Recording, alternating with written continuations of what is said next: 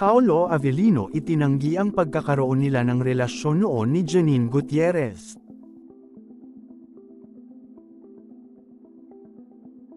Nagbigay na ng reaksyon ang aktor na si Paolo Avellino patungkol sa mga kumakalat na balitang nagkaroon sila ng romantic relationship noon ng aktres na si Janine Gutierrez.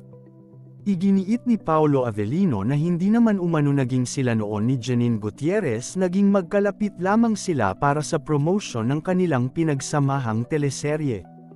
Matatandaan na naging laman ng mga usap-usapan noon ang pagkakamabutihan nina Janine Gutierrez at Paolo Avellino. Bagamat hindi nila ito tahasang inaamin sa publiko, makikita naman sa kanilang mga ikinikilos.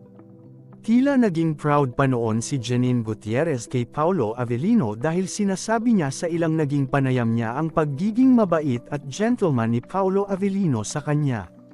Sa kamakailang episode ng Showbiz Update ni OG Diaz, naisiwalat nilang nagsimulang magkaroon ng lamat ang relasyon nina Janine Gutierrez at Paolo Avellino na magsisimula na sanang magplano para sa kanilang kasal nang iharap ni Janine Gutierrez si Paolo Avellino sa kanyang pamilya.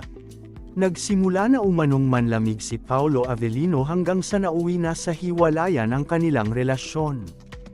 Ayon naman sa aming nakalap na impormasyon, tila hindi pa umano handa si Paolo Avellino na magpakasal kay Janine Gutierrez dahil hindi umano ito gaano kaseryoso sa aktres. Kung totoo man ang balitang ito, napakasakit nito para kay Janine Gutierrez dahil naging bukas ang aktres sa kanyang nararamdaman para kay Paolo Avellino. Marami naman ang naghinala na may kinalaman ang pagpasok ni Kim Chiu sa buhay ni Paolo Avellino sa dahilan ng tuluyang pagkakahiwalay ng dalawa.